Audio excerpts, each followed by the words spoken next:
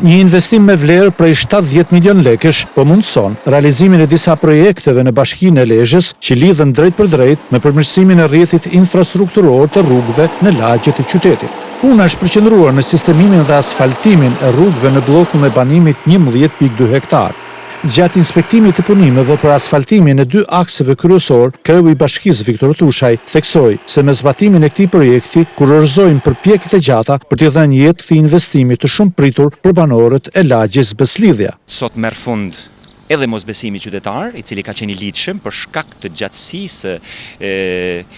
gjithë asaj kohe që na u desh për të vazhduar tratativën dhe për ta kurorëzuar me sukses këtë investim. Por unë jam i bindur se sot ky investim, kjo rrugë, do të ndikojë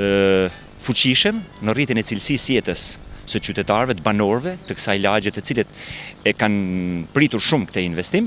të bizneseve që ushtrojnë aktivitetin e tyre në këtë aks rrugor, të vizitorëve dhe turistëve të cilët kanë nevojë që të shohin qytetin e Lezhës me një imazh